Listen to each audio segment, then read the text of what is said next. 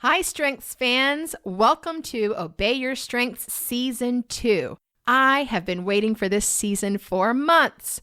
I've got more stories of strengths leaders and evangelists obeying their strengths. I've got leaders coming onto the show who are talking about finding their own personal fulfillment in their careers, as well as helping others discover their strengths and what they're great at. I can't wait for you to hear them. One of my favorite parts about Season 1 was hearing feedback from listeners. So I invite you to please reach out to me and let me know what your favorite parts of the Obey Your Strengths podcast are, because that influences me on what I will do in the future. So please share your feedback.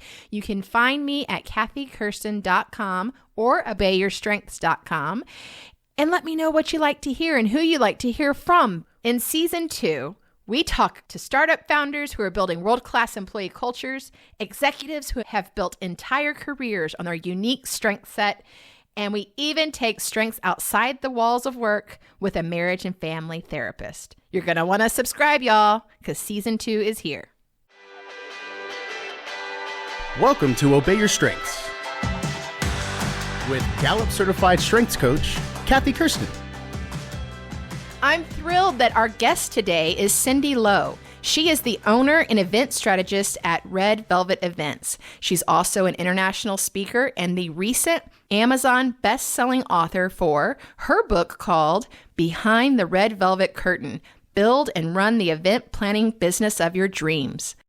Cindy has embedded StrengthsFinder into her organization at Red Velvet Events in Austin, Texas. And one of the coolest things I've ever seen done is that she has put in strengths coaching as a part of a employee reward program. So if you earn enough points through their employee rewards program, you could actually purchase strengths coaching. So what's really cool about that is every once in a while, I get to talk to some of her most rock star employees and help them understand and embrace their strengths. Good morning, Kathy. Thank you for inviting me. Hey, I am so excited to talk to you. I have been planning and preparing for this interview for weeks now because there's so much I want to ask about your top 5 and the way that you utilize your strengths within your organization at Red Velvet Events. And, I'm just thrilled that you have agreed to be on the podcast with us today. Cindy, I start out every podcast with asking about the same question. What is your top 5? And can you tell us a little bit about how each of your top 5 themes manifests itself in you? Absolutely. So my current top 5 are focus, analytical, command, restorative, and individualization. Wow. Okay. Interesting side story, though, is that I had taken it with you maybe about a year right before, and I had a slightly different top 5, and only 3 of them kept, and then the others had shifted around because 2 that I thought would at least stay in the top 5 but are kind of moved around are achiever and futuristic. So I was a little bit surprised to see, and also competition, I guess. So there were 3 of them, that those got moved out. Wow. Interesting. Let's definitely talk about that in a minute. But tell me about your current, the focus, analytical, command, restorative, individualization. How are those things manifesting themselves in you? I think right now the reason why these are appearing as my top 5 is because I am at a point where we are what I'm calling our middle school years of the business. We've been in business for 16 years. We've done a great job. The team is working. In fact, the team is really running the events without me, which is fantastic. However, of course, because I do have that competitive side of me, I actually want to do bigger and bigger events. However, we're not quite at the size where we can compete against some of these larger companies that are across the globe. And so I think that's why the focus one has come about, because I've been so narrowly focused on what I really want to see us do in 19. And I'm trying to do everything in my power to kind of shift us as a team to basically put us in front of those opportunities. And I do think it's interesting to see what analytical and command, what those personas are, because that is essentially what I go about, because I'm constantly evaluating, okay, how's each of the team members running? How are they working together? And what can I fix and tweak to actually, again, put us in the opportunity to be able to actually close the piece of business I want us to close for 2019. And then for the individualization, I do recognize we have a very diverse team. Even though we hire on the same principles, meaning I definitely have a strong liking towards achievers, but every person on our team really does have a different set of skill sets. And so I try to maximize it for us and for our benefit. Yeah, we met over a year ago, and one of the impressions that I got after working with your team was the overwhelming amount of high performance that your team can deliver. Wow. And I noticed how you lead from that execution realm. Matter of fact, you're one of my poster children, so to speak. When I think of a leader in the executing domain, Cindy Lowe comes to mind, because you get things done, and it's incredible. The response time, the attention to detail, there's just so much that goes into it. And that's really why I wanted to have you on, because after reading your book and hearing about your early days of entering into the event industry, I recognized very quickly how much the current organization reflects your strengths and reflects your style and reflects your attention to detail and your high responsiveness and, your expectation of doing things with incredibly high quality, as well as, analyzing everything. Exactly.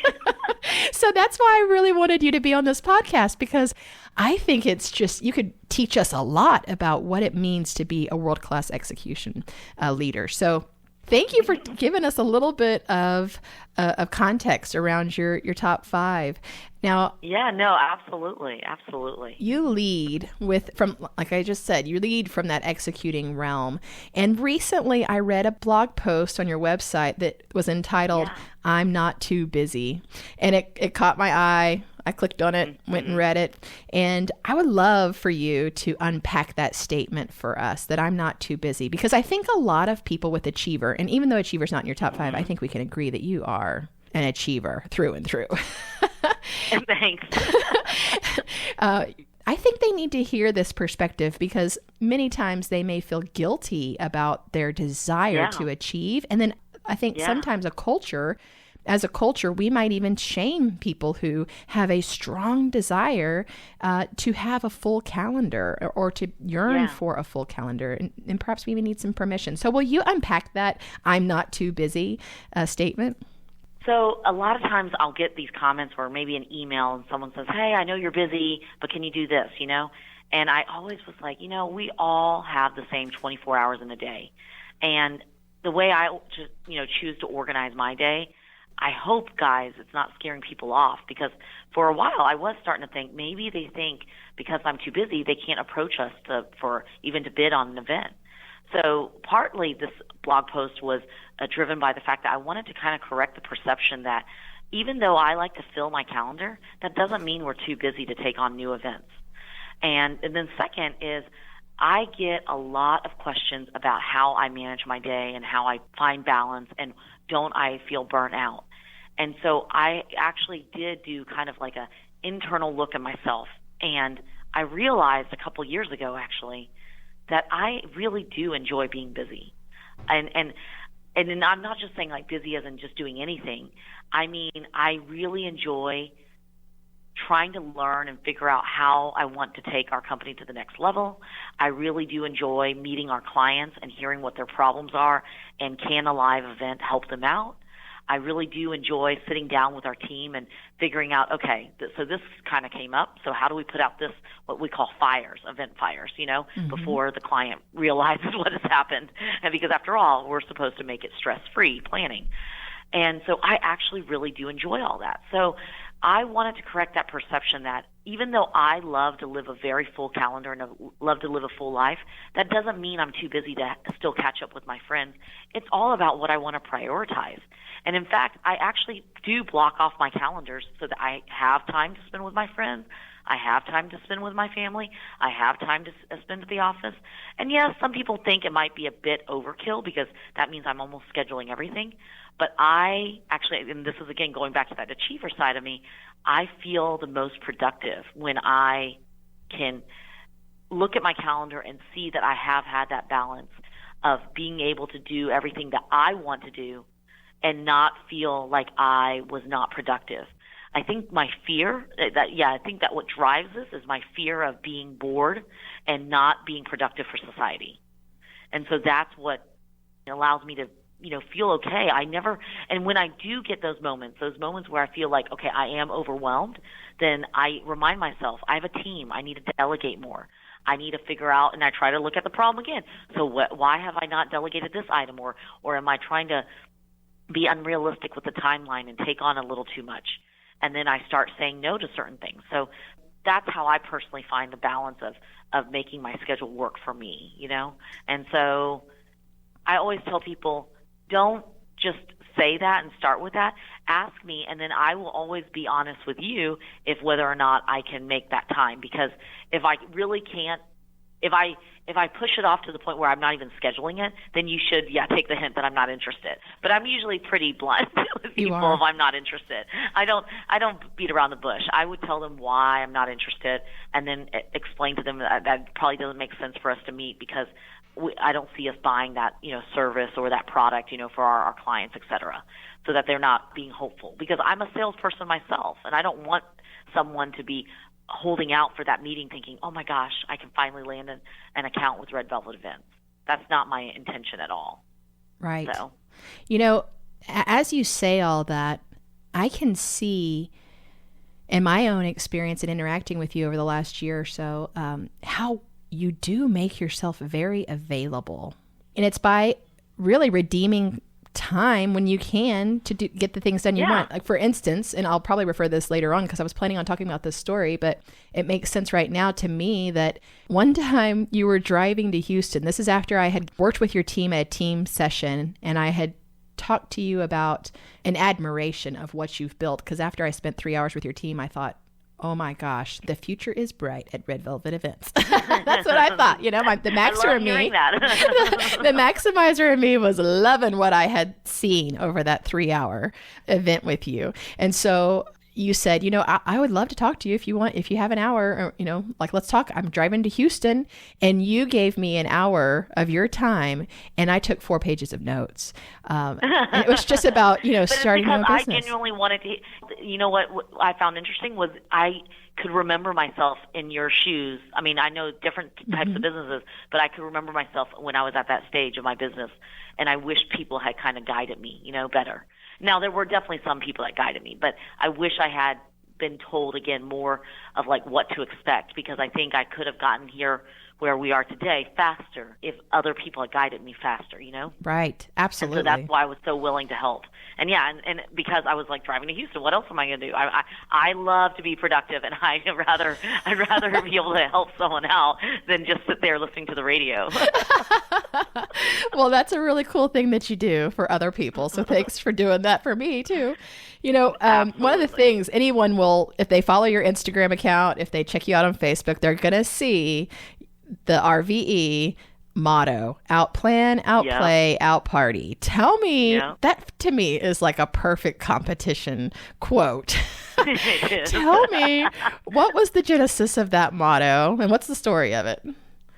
So I wish I could take credit that I came up with it, but believe it or not, my husband came up with that tagline. So it's funny, we were throwing out words, because it did start as, okay, I want a tagline. Because again, I was a visionary. I really wanted something, and call me old school in this case, but I was like, when they see the name, I want to have a tagline that will always go with our events. And my husband and I were just sitting there throwing words out against the wall, seeing what stick. And do you know the old reality TV show Survivor? Yes. And Outlast, right? Yes, exactly. And he was watching, and he goes, hey, have you ever thought about putting just out in front of your the words? Because the words that kept resonating was plan and play. Because I love the fact that I love to make events not only productive and efficient, but also fun. So he goes, why not put an out in front of it? And I go, what? And he goes, yes, outplan, outplay, and then I go, oh wait, and then outparty, and he goes, exactly. And I was like, oh my gosh, that's it. That's amazing. So we made up our own word, and we stuck to it. And so, And I love it. I love it. I trademarked it. And that's why I said my husband gets me, because he knew what I was trying to go for, but I just was stuck. And at that time, I was a team of one, and I had no one really to bounce ideas off of other than him. And he just was like, I can see that as being, you. And I was like, yes, this is it. And we have golden. now, we built the building around that.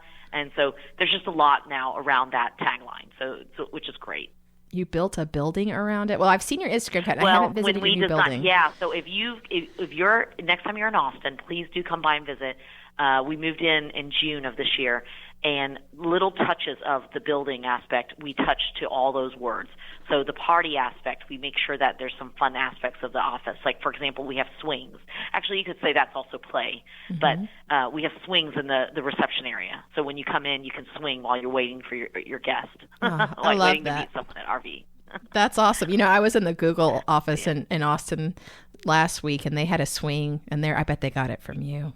I'm sure there's other people. Well, what's funny is when I was designing the building with my architect, I just was trying to give him ideas and examples of what we normally do for events, and that's where he kind of took and ran with it, and he did a fantastic job of interpreting it in our office, understanding how I thought and how events happen. So I have to give him credit where it's deserved, because he knew what I was trying to go for, and I'm so appreciative of that. Oh, well, I got to see the YouTube video of your revealing party of your office, I guess the opening party, and it looked amazing. Yes. I will stop by next time in Austin. Outplan, outplay, outparty is a total achiever competition. I mean, I think it's also an achiever quote, because now that I think about it, do you think that your staff feels the desire or the expectation to keep planning bigger than they did last year? For instance, do you feel like your staff feels, how are we going to be even more, like, how do we outplan ourselves of where we were maybe even a year or two ago? Because of how I reward, and also how I drive, and how I share openly with them my desires. Like, I'm like, this is awesome. I love what we did here. I cannot wait to see what we do next year for the same client, So I think they do feel it. Now, of course, that obviously adds some pressure, so that's always one of the things we talk through, because I still remind them, I go, remember, we're in a very fun industry, and I want you to naturally enjoy it. If this stresses you out, it may be something to, again, take a step back and reevaluate, are you at the right company, or are you even in the right industry? And that's where I always want them to look at themselves, and analyze it from that point of view, because we are in a very stressful job. In fact, they released was it Newsweek or U.S. News and World Report again? We were number 5 in the most stressful job, behind, mind you, first responders, okay? People that really do save lives. Wow. And I was like, that's crazy that we were number 5 as the most stressful job. And I love it. I know that I can't always control everything, but I really do love what I do. Well, one thing I've learned from you guys at Red Velvet events is that party planning really is problem solving. Isn't it? Oh, I totally think so. It's finding out what exactly are we trying to sell or do or convince whoever's attending the event. So let's say it's like an internal holiday party. Maybe they just finished had a merger and acquisition. Maybe it's about to get making sure that both companies feel like one again. There's always a motivation behind having an event. And then the detail of it, right? Exactly. Like the story of, in your book, about the margarita glasses crashing, a pyramid of margarita glasses crashing to the floor as guests are walking in. Like, what do you do about That's a restorative. That was the most embarrassing thing ever. Yes. You guys have to go read that book to hear the full story of that. But that sounded kind of like a maximizer's nightmare. But you're restorative. Figure out how to fix it and keep moving. Figure it out how. Yep. Keep on moving. The party will go on. And I'm sorry. I probably imagine in your industry, you're definitely more than a party planner. You're an event planner. I'm just not in the industry, and I love to always tell people we're a creative events agency, because we like to think of it as full service and strategic. Okay. So those are usually the key words I use with folks. It is a little hard, because here's why. We've got a lot of terms for our industry, and it's not standardized across the board. So depending on who we're talking with, and if they've ever even worked with an agency, they may not even understand what that term means, Because to them, they may be saying, no, I'm looking for a party planner, but they don't realize, no, actually you're looking more for an event strategist or an event agency. So it is a fascinating, like that's what I'm looking at as a challenge right now. I'm personally trying to, one step at a time, help the industry kind of move into the direction where it's clearly defining the different levels, because there are different purposes for different types of planners. And once you recognize what you need from there, then you can execute even more strategically. So, for example, an internal holiday party honestly could handle either a party planner or an event agency. But if you need an over-the-top production where it really is thinking about everything from the taste, the smell, the flow, the directional signage, everything, you really want an agency. A party planner is only going to be worried about a few things, whereas an agency is going to worry about the whole experience. Wow. And to think about how you are helping upgrade the industry, or helping the industry even understand itself. I'm trying. And you didn't even come from within the industry. That's the thing. You have a tech background. I know, but I think that's actually what makes me not jaded. Right. Absolutely. Well, it's definitely applying your other talents and skills that you acquired and your hardwiring, right? Your analytical hardwiring, your focus, and the way that you see the world through the lens of your strengths. That's really going to bring value to the entire industry. And I knew this about you when we worked together, that you were a spreadsheet kind of a junkie. Oh, yes. I'm a junkie. Yes. And you have analytical number 2, although that doesn't really matter where it is in your top 5, but it's a strong dominant theme. And I'm a non-analytical owner, so I can't help but be a little bit fascinated and admiring your data measurement skills. In total honesty, Cindy, as a business owner, I don't measure much outside of what my accountant requires me to. So I want you to tell us, there's a little bit of it in your book, but tell us, what has your super analytical strengths, what has it done for your business, or how has it shaped your business, where you began measuring things and then it really shifted things for you? Well, once I realized, when someone kept asking me it was my CEO board, and they said, well, what do you want to take home? And as in what kind of profits? Mm-hmm. Once I was able to articulate that, I was actually able to analyze our existing numbers and see what was missing and what the gap was. So that's actually how we profit plan or budget plan every year.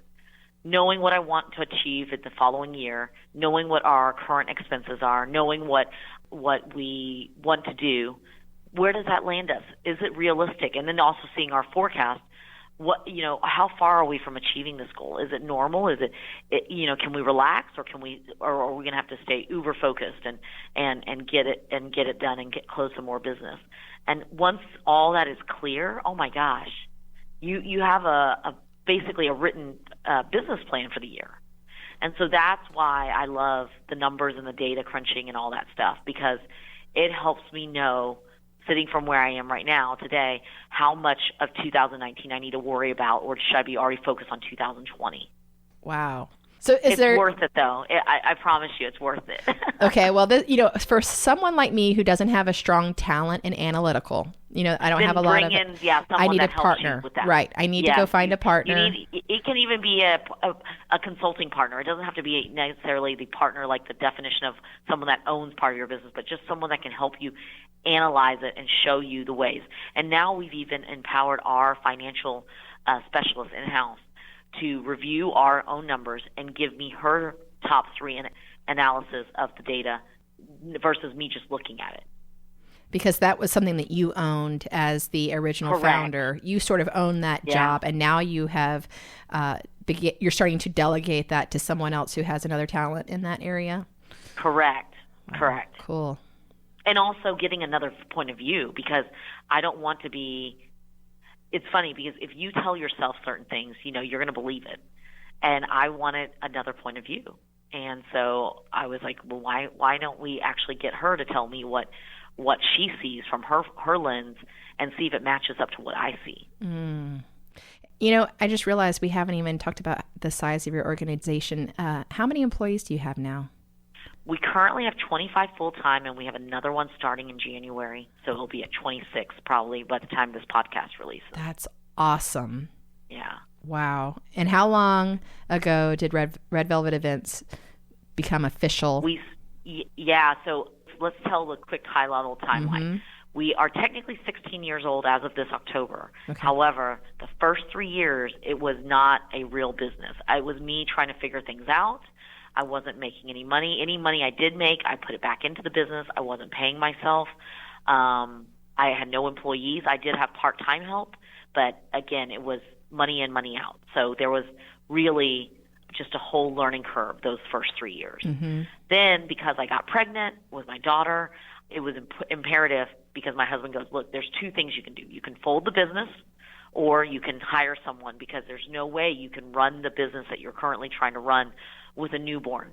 He goes, it's just not realistic, and you need more help anyways, because you can't keep with the part-time staff, because the size of the events I was already trying to tackle on at that stage was already bigger than when I first started. So he could see the writing on the wall. Mm-hmm. And so I did hire my first full-time person. And then because she was amazing, oh my gosh, we ended up closing even more deals. So we ended up having to hire another almost 3 to 4 more before she left, because she ended up moving to another city. So we had a massive amount of growth right then and there. And that's the amazing part of, again, bringing on another additional help to do stuff with mm-hmm. you. And I had no intention. I thought, we'll just be happy and do our little thing with just 2 people, and then I'll just fill in the gaps with part-time help. And no, we had closed immediately. New business. So I was like, oh my gosh, we need to hire. So then we quickly were expanding, and that was one of my struggling points, where we kept growing, but at the same time I was mishiring. So we were kind of going back and forth a lot on sizes, because I'd have someone on board, but then we'd end up parting ways, and then we were kind of stuck in the middle ground for a little bit. Yeah, so it was not an overnight success. Well, I loved that part of your story, because I'm still in my first 5 or 6 years of business on my own, and getting to hear some of the learning opportunities that you had in the early years really resonated with me in reading your book. And so it really meant a lot and helped me kind of put what I'm going through into perspective. Hey, before we leave Analytical, I was just wondering, I would love to know, do you measure anything that the rest of us average non-analytical people might think is a little bit over the top?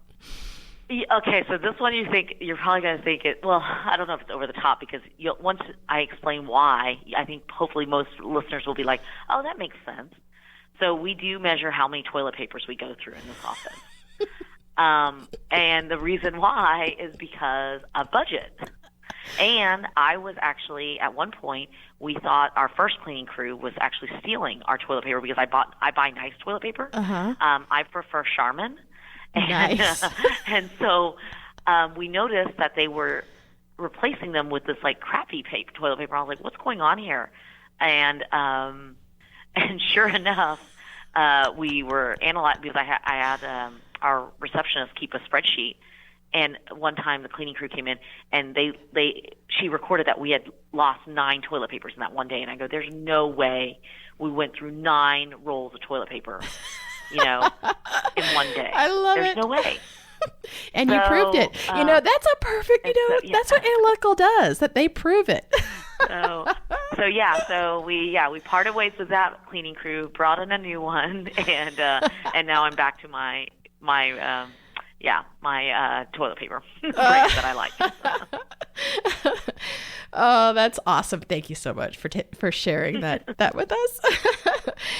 One of the things that I took away from you also, and I really expected to see Activator somewhere. I think it is in your top strengths. Let me see if it's in my top 10. Isn't it in top 10 or something? Oh, it's number 7 for you. It's number 7 now, 7.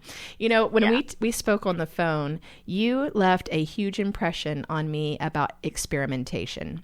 Now, I'm not an activator. My strategic input learner really loves to research and, get a plan 80% there. My maximizer sometimes will throw out a plan because I'm thinking, it's not going to be good enough. I'm not even going to get started.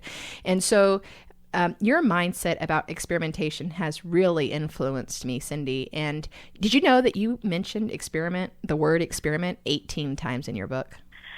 I did not until you told me that. That's pretty amazing. Did you use, how did you know Okay, that? so I read your book on a yourself, Kindle. No, I read it on the Kindle, and you can search for. Now that is cool. Yeah, and because I wondered. Okay, I'm gonna have to look it up on mine because I have a Kindle reader, and I'll have to see it because it is funny. Several people were like, "What do you think is a common word that you like to use a lot?" And I was like, besides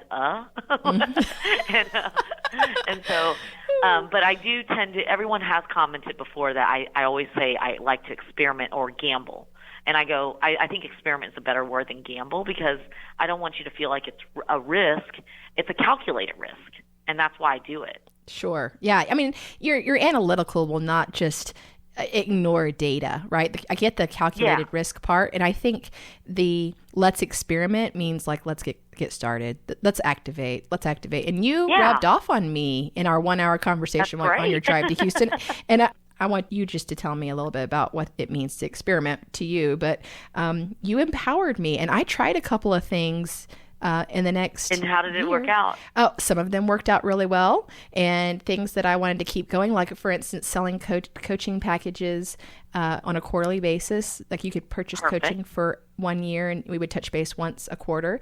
I love that model. I'm keeping it. Perfect. The other one that didn't work out for me was, it did, but it exhausted me. So it was out of my strength suit, is that I did an open enrollment strength-based managers class, and I sent an email to all of my current clients and said, hey, do you have maybe a newly joined manager to the team, or you're wanting to promote someone who's a emerging leader, and you want to send them to a strength-based management class? And it filled out. I had about 15 people, but I had to find the space, and I had to do I just had to do a lot of stuff that normally whenever I come into an organization, they've already found the space. Like, it was event planning, Cindy. It was event planning. That sort of wears me out.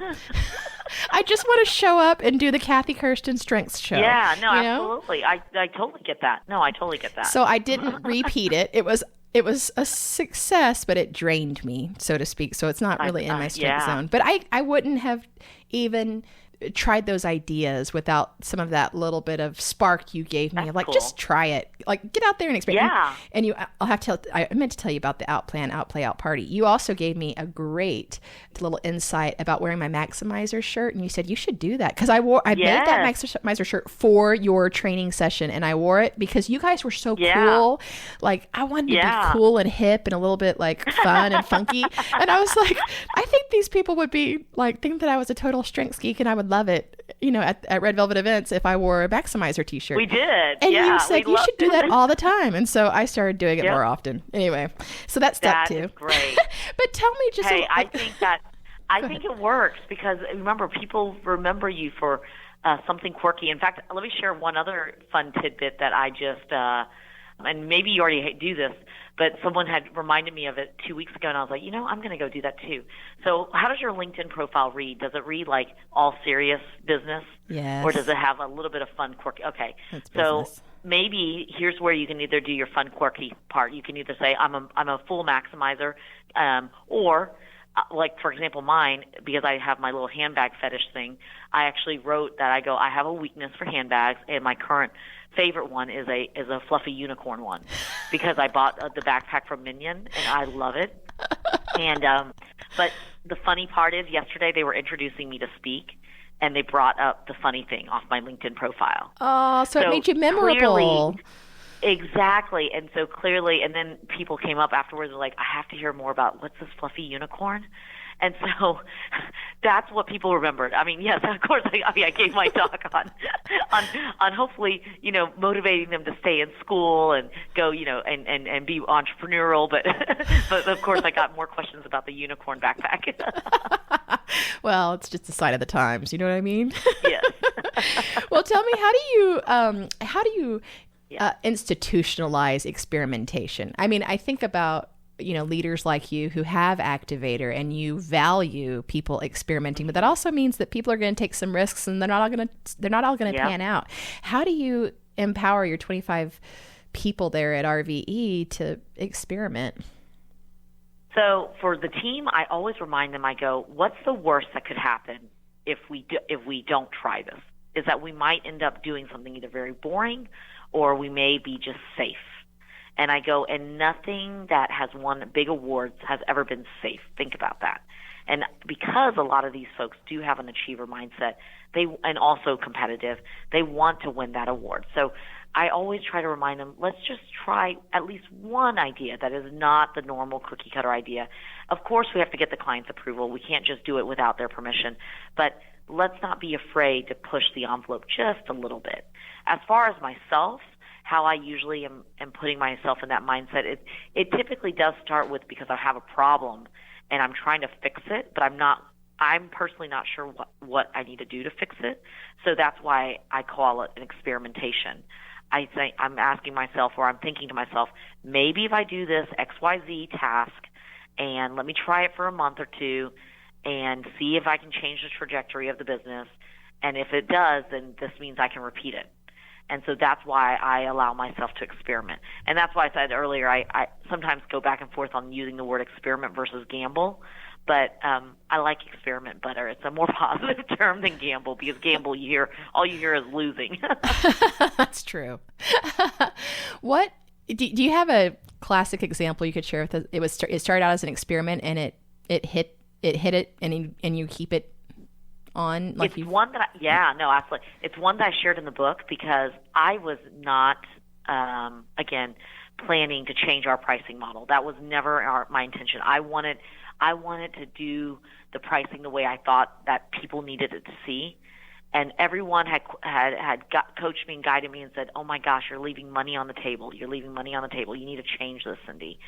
And so I said, okay, you know what? I'm going to experiment and try this different methodology that y'all keep telling me I should try. Mm-hmm. And sure enough, not only did the clients not, even blink an eye, but it did change the trajectory of our business. So I wish I had experimented a lot sooner, because then maybe we would again be here a lot sooner than 16 years. Wow. That was a really important part when I was reading the book, an important part that I took notes at too is around pricing structure, because it is difficult. It is very difficult. And you're never going to be the solution for everyone, and you have to recognize that up front and not be upset with that. Right. And once I came to that realization, then I was like, okay, then what do I need to do to price again to get to my end goal that I have defined as, success for this year? And so that's how we go about it now. Now I'm thinking about your individualization. So I'm sort of jumping here, but I kind of think what you said about clients, and it led me to believe like you've got a large network, or it led me to think about you've got a huge network, and you talk about in the book how important networking is. How does your individualization play into that? How do you remember people? And you've got connections all over the world. I try, to figure out what it is that we both have obviously mutually in common, just like they always teach you in Sales 101. Right. But the other big thing is genuinely, do you have a genuine interest in their well-being? So if I find that I've connected with someone, like for you, example, Kathy, I love the fact that you started your own business out, after you left your corporate job. And so my take on that was, oh, wow, I think this is going to go very well. She just has to stay focused, and she has to be able to take care of it and get through what I call the valley of death years. And what I mean by valley of death is that you're in the weeds, and until you can get all your processes in place, your client base kind of leveled out, you're going to continue to be in that valley of death, climbing up to the top before you can kind of peak, and then it kind of goes smooth sailing, Mm-hmm. So, and so those are the things as I try to figure out, like, okay, how can I connect with this person? What can I do to help them? And then, of course, hopefully in the long run, they'll remember me, and then they, of course, with that, then they'll remember Red Velvet Events, because that's how we've been selling. We've been very fortunate to not have to advertise in our 16-year history, and I'm being pretty stubborn right now and seeing how long that will last. I may have to finally cave, just because, again, to compete in the bigger agency world, a lot of them advertise, but I don't want to just advertise in like a magazine, because I feel like that to me has no value. It needs to be something that really resonates a message with the folks, because we are such a people business. You wrote your book for those who are in the valley of death, didn't you? Yes. Yes. Ding, ding, ding. I just had that little spark of a moment. Like it all just came together because for me. Because then you can get out of it. And I took that term from another book I read. Now I'm embarrassed. I can't remember the name of the book, but it's a business book, and they talk about 4 phases of your business life. Oh, that's and cool. Valley of Death is the very first phase. And right now I'm in the growth phase. So, yeah. Well, Sydney, can we talk about your team for a minute? Absolutely. I love them. So go ahead. And I can tell if you want to get a feel of Cindy's culture or the RVE culture, it's not just about Cindy. It's a whole team of people creating that culture.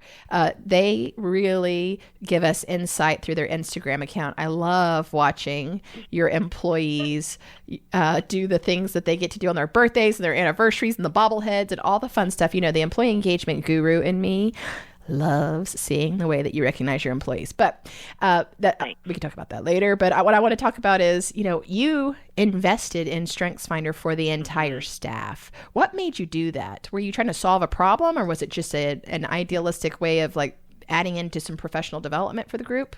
No, we were trying to solve a problem. So it's funny, because I recognize that every individual has different strengths. However, we had originally done the color test. We did that, and to explain to people, if you're red, this is how you work with people. This is how, and I felt like it didn't quite match and meet the needs I was wanting for the team.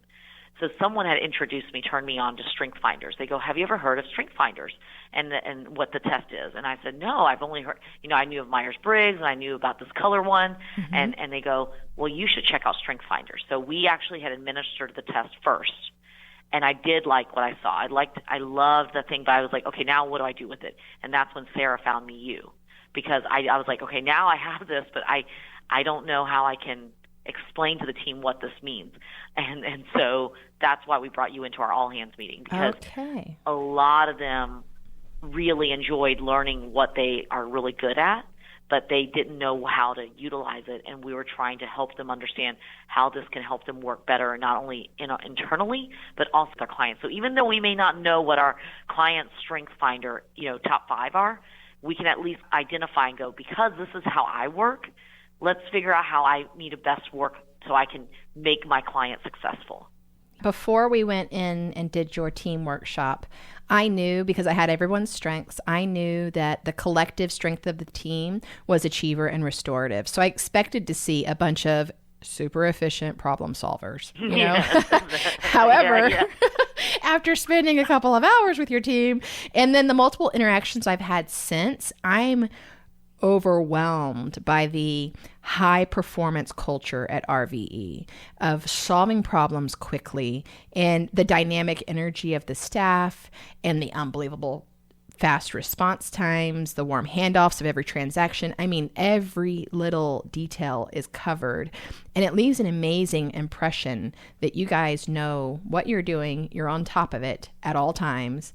And, I know that from reading the book, that's how you started the business. So that's carried through. Yeah. But how do you keep that? Because you can't force people. I know you can't. No, you can't. Well, I remember I had that chapter in my book where I said hire slow, fire fast. Yes. So when we find that someone isn't quite living up to that culture, we do usually have a chat, because I explain to them why it's so important, because it is not only the reputation of the company, but it's also even their reputation, because we want everyone that comes through our doors to be successful and do well and to be able to thrive, where even if, many years after they leave RVE.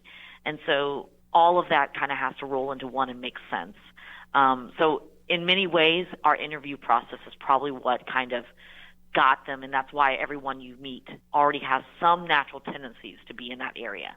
Now, we do a lot of training, and we also do a lot of coaching behind the scenes and reminding them of what makes us different than our competitors, and also what makes the client want to come back and continue to work with us. So that's why it is always interesting when I have maybe a disgruntled client. I'm always fascinated, because I usually have a pretty good idea already of where the team members are, even though I may not be their direct manager. I know where they are, and so when a client does have a complaint about something, it's not to say they aren't right. It's just that I'm usually a little surprised if it has to do with something that I couldn't spot, in their personality, if that makes sense. Mm-hmm. Because of the fact that we spend so much time making sure that the team knows that we're all in this together. There is no embarrassment, in other words, if they make a mistake. And if they do make a mistake, We're all there to help rise above it so that we can get them out of it, so that, because again, it affects all of us. It's not just one person.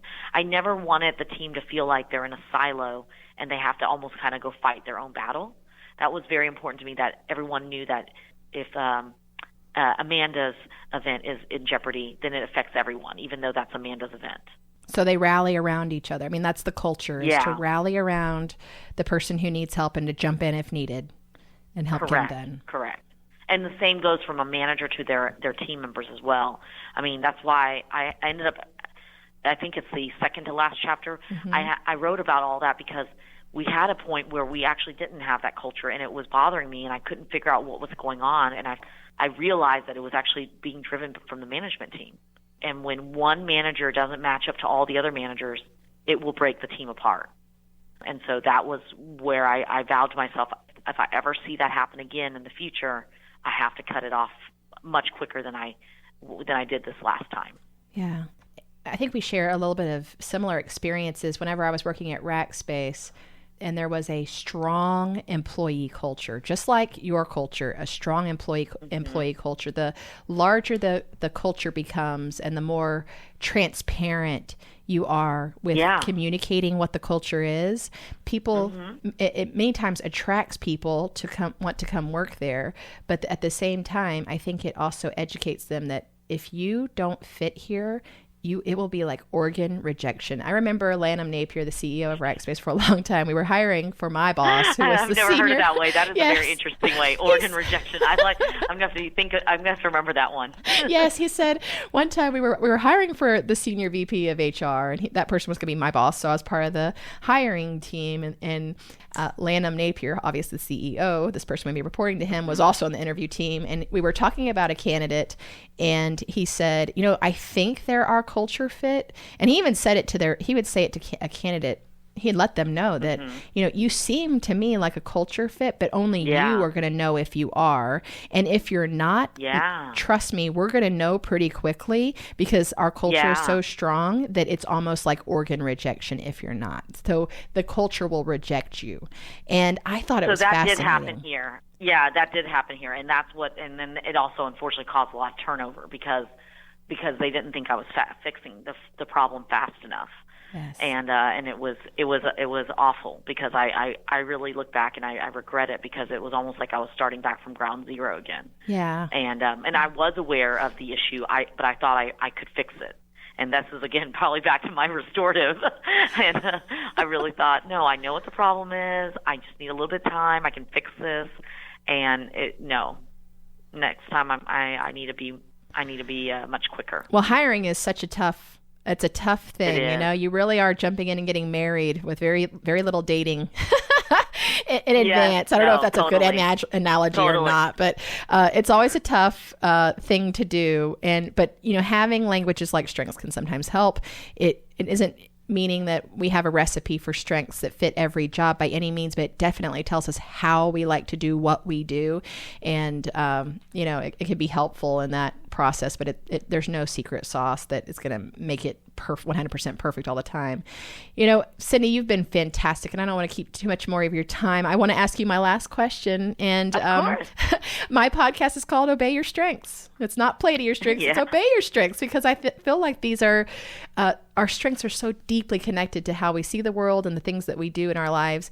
Has there ever been a moment where you had to obey your strength, where perhaps it was something that if there was an internal dissonance, you felt as if it was just raging to be obeyed? Oh, when I saw that question, I was like, what does she mean by that? And, this one's tough, because okay, let me back up. So you remember how earlier you asked me, why do you think my top 5 changed? Mm-hmm. And I don't know, again, if it was because I knew what my top 5 were.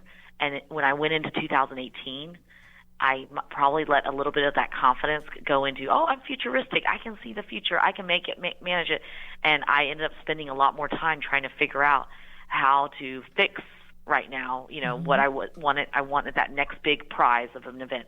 And but I don't feel like I obeyed it. Instead, I think I let myself just know that I had it, and then I went on and to do other things. And interesting to see that how it turned out that it actually affected my test results when I took the test again. I actually am going to try to take it again in another, so since I took it in June, I was going to try to actually take it again in next June just to see what would happen, because I was fascinated. I mean, again, going back to the analytical side of me, I was fascinated that it changed.